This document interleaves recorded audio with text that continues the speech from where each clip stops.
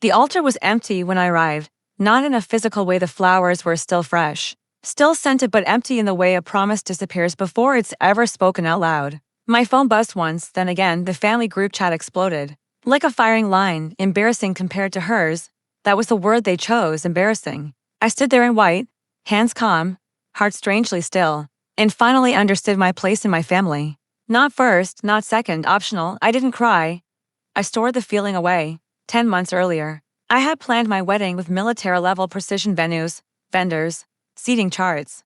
I planned it the way you plan a future when you truly believe you belong. My parents smiled, nodded, approved deposits. My sister visited once, her eyes scanning everything, measuring it. She hugged me a little too tightly. I didn't see the blade then, only the pressure. We were raised knowing our roles. She was the miracle. I was a reliable one. When she failed, they rushed to save her. When I succeeded, they asked why it wasn't bigger, louder. Still, I believed love would balance things out. That was my first mistake. 3 days before the wedding, my mother called, her voice soft and practiced.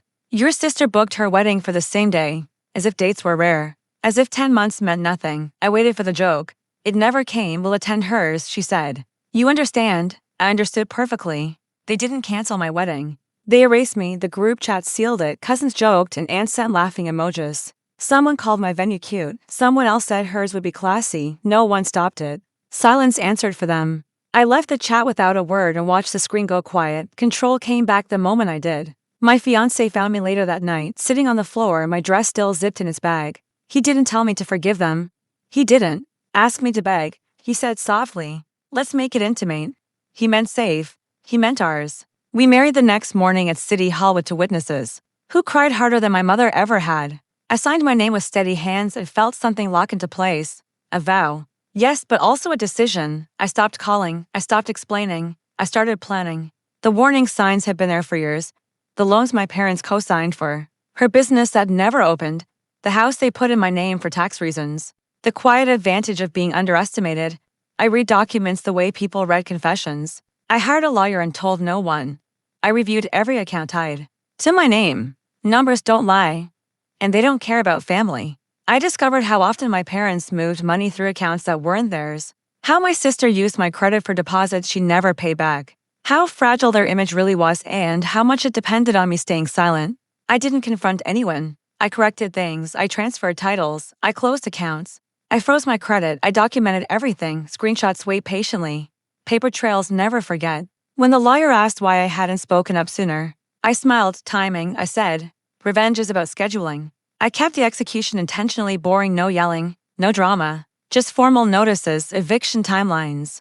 Demand letters written in language that doesn't care how many holidays you've shared. Panic came in waves, missed calls, voicemails cracking with fear. I listened once, then I stopped. The turning point came at my sister's wedding reception. I wore black not for mourning, but for authority. She saw me across the room and smiled like someone who thought she'd already won. I waited until the speeches ended, until the applause died, until the room needed something new to focus on. Then I asked for the microphone. My parents froze.